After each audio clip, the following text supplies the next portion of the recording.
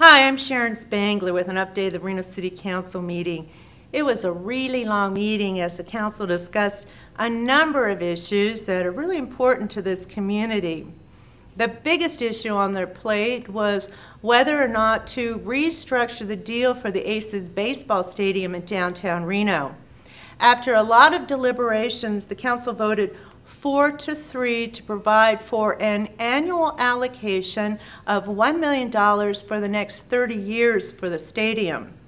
Now, as part of that deal, some other debt will be consolidated. That includes property tax override dollars from the redevelopment agency and money that the city owes the developer for moving that fire station in downtown Reno where the stadium now sits.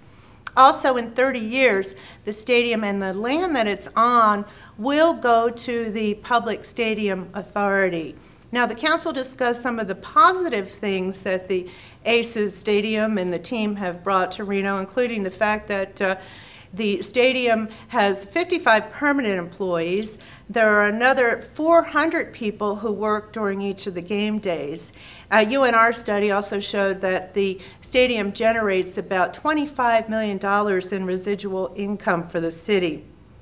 Now, next, the SK Baseball will go to Washoe County. They're going to be asking the commissioners to add some funding as well, $500,000 for the next 30 years. In other news, the council approved the first reading of an ordinance for a new franchise agreement with Waste Management.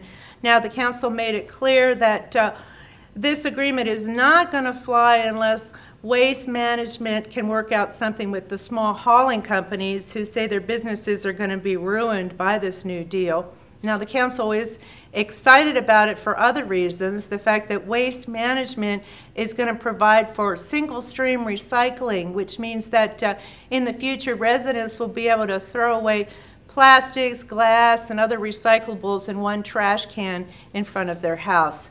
That comes back to the council on November 7th for a final reading. The council decided to give Curb Systems yet another chance to show that they are meeting their obligations for those parking kiosks in downtown Reno. Meanwhile, the city is negotiating with Curb Systems on some of the money that's owed, that both sides feel that they're owed in that deal, and the city reserves the right to end the contract for those parking kiosks at any time. The council also approved a resolution that will raise the cost for an alcohol business license 5% for the next 5 years beginning January 1st. Now, there is an ordinance that comes back for a second reading that provides for a fee for the application process and for penalties for violations of the alcohol business license.